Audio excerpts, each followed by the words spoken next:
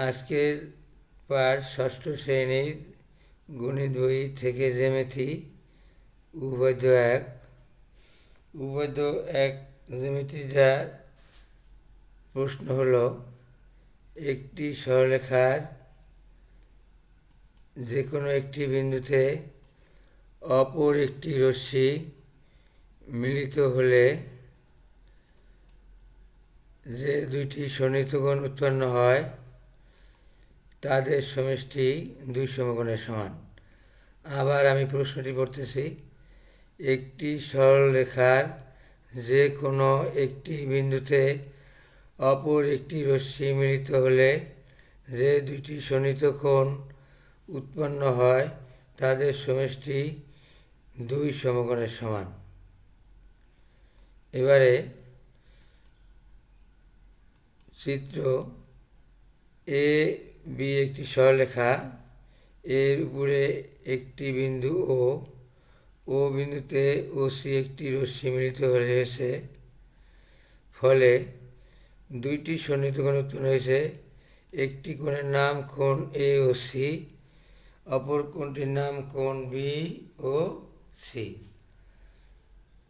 প্রমাণ করতে হবে যে কোণ এ ও সি যোগ কোণ বি ও সি সমান দুই সমকোণের সমান। এবারে অঙ্কন, যেহেতু এ বি একটি সরলরেখা, এর ও বিন্দুতে ও ডি একটি লম্ব আঁকি।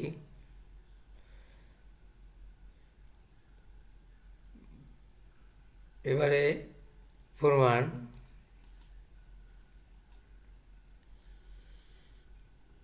কোণ এ ও সি যোগ কোণ বি ও সি।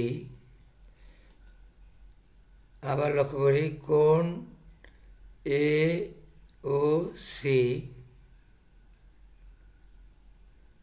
কোণ এ ও সি যোগ কোণ বি ও সি সমান কোণ এ ও ডি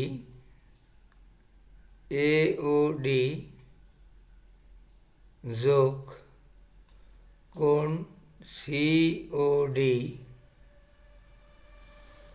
লক্ষ্য করি যে কোণ এ ও সি, এই কোণটিকে ওডি লম্ব হওয়ায় দুইটি কোণে পরিণত হয়েছে। একটির নাম কোণ এওডি, অপরটির নাম কোণ সিওডি। আমি বোঝার সুবিধার জন্য এই কোণ দুটিকে একটি প্রথম বন্ধনীর মধ্যে আবদ্ধ করে রেখেছি। এবারে আরেকটি কোণ রয়েছে কোণ বি ও সি যোগ কোণ বি ও সি। এবারে লক্ষ্য করি যে কোণ এওডি এক সমকোণ এবং যোগ কোণ সিওডি যোগ বিওসি, এই দুইটি কোণ মিলে তাও এক সমকোণ হবে, কেননা এ বি এর ও বিন্দুতে ওডি লম্ব। সুতরাং একটি সরলরেখার কোনো বিন্দুতে লম্ব অঙ্কিত হলে যে দুইটি কোণ উৎপন্ন হয় তারা সরলরৈখিক কোণ, পরস্পরের সমান এবং প্রত্যেকটি এক সমকোণ। এই কারণে আমি এই লাইনের তিনটি কোণ, যেমন কোণ এওডি যোগ কোণ সিওডি যোগ কোণ বিওসি, যেহেতু কোণ এওডি এক সমকোণ, এ কারণে এটি আমি আলাদা রেখেছি এবং বাকি দুইটি কোণ সিওডি এবং কোণ বিওসি একটি প্রথম বন্ধনী দ্বারা আবদ্ধ করেছি। কেননা এই দুইটি যোগফল চিন্তা করে দেখেছি যে এদের যোগফল এক সমান হবে। লক্ষ্যই করা যায় যে কোণ বিওসি যোগ কোণ সিওডি এই দুইটি কোণের মান এই লম্বের এক সাইডে, কাজেই এই দুইটি কোণের মান এক সমকোণ। এবার এই চিত্র থেকে আমরা স্পষ্ট বুঝব যে কোণ এওডি এক সমকোণ এবং কোণ বিওডি এক সমকোণ।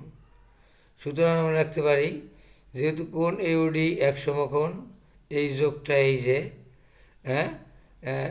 যোগ কোণ বিওডি এটিও এক সমকোণ, কাজেই এক সমকোণ যোগ এক সমকোণ সমান দুই সমকোণ, প্রমাণিত।